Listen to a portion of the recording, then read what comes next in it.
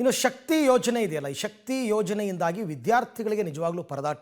Bus ತುಂಬ ಮಹಿಳೆಯರು ತುಂಬ್ಕೊಂಡ್ಬಿಟ್ಟಿರ್ತಾರೆ, ಸ್ಟೂಡೆಂಟ್ಸ್ಗೆ ನಿಂತ್ಕೊಳ್ಳೋಕ್ಕೂ ಜಾಗ ಸಿಗ್ತಾ ಇಲ್ಲ. ಗ್ರಾಮೀಣ ಭಾಗದಲ್ಲಿ ಸಂಚರಿಸುವ ಸರ್ಕಾರಿ ಬಸ್ಗಳೆಲ್ಲ ಫುಲ್ ರಶ್ಶು. ಗ್ರಾಮೀಣ ಭಾಗದ ವಿದ್ಯಾರ್ಥಿಗಳು ಪ್ರಾಣದ ಹಂಗು ತೊರೆದು ಪ್ರಯಾಣ ಮಾಡಬೇಕಾಗಿದೆ. ಟಮ್ಗೆ ಜೋತು ಬಿದ್ದು ವಿದ್ಯಾರ್ಥಿಗಳ ಸಂಚಾರ, ಬಸ್ ಇಲ್ಲ ಪಾಪ. ಪ್ರಾಣ ಅಂಗೈಯಲ್ಲಿಟ್ಕೊಂಡು ವಿದ್ಯಾರ್ಥಿಗಳು ಪ್ರಯಾಣ ಮಾಡ್ತಾ ಇದ್ದಾರೆ. ಸ್ವಲ್ಪ ಇದ್ರ ಬಗ್ಗೆ ಸಾರಿಗೆ ಇಲಾಖೆ ಗಮನ ಹರಿಸಬೇಕು. ಹಾವೇರಿ ತಾಲೂಕಿನ ಹಂದಿನೂರು ಗ್ರಾಮದಲ್ಲಿನ ಒಂದು ದೃಶ್ಯವನ್ನು ನಿಮಗೆ ತೋರಿಸ್ತೀವಿ. ಹೊಸರಿತ್ತಿ, ಗುತ್ತಲ, ಹಾವೇರಿ ಶಾಲೆಗಳಿಗೆ ಹೋಗೋ ನೋಡಿ ಅಲ್ಲಿ. ಅಯ್ಯೋ ರಾಮ, ಒಂದು ಟಮ್ ಎಷ್ಟು ಜನರನ್ನ ಹೊತ್ಕೊಂಡು ಹೋಗ್ಬೋದು ನೋಡಿ. ಇದು ನಿಜಕ್ಕೂ ಕೂಡ ರಿಸ್ಕಿ. ಇದು ಯಾಕೆ ಈ ಮಕ್ಕಳು ಇಷ್ಟು ರಿಸ್ಕ್ ತಗೋತಾ ಇದ್ದಾರೆ ಅಂದರೆ ಬಸ್ ಇಲ್ಲ. ಈ ಬಗ್ಗೆ ಮತ್ತಷ್ಟು ಮಾಹಿತಿ ನನ್ನ ಕೊಲೀಗ್ ಫಕೀರಯ್ಯ ಅವರಿಂದ ಪಡ್ಕೊಳ್ಳೋಣ. ಫಕೀರಯ್ಯ, ಸಾರಿಗೆ ಇಲಾಖೆ ಗಮನಕ್ಕೆ ಬಂದಿದೆಯಾ ಈ ಎಲ್ಲ ವಿಚಾರಗಳು? ಏನಾದರೂ ಬಸ್ ವ್ಯವಸ್ಥೆ ಮಾಡ್ತಾರಾ ಅಥವಾ ಮಕ್ಕಳು ಹೀಗೆ ಓಡಾಡಬೇಕಾ ಅಂತ ವರ್ಷ ಪೂರ್ತಿ?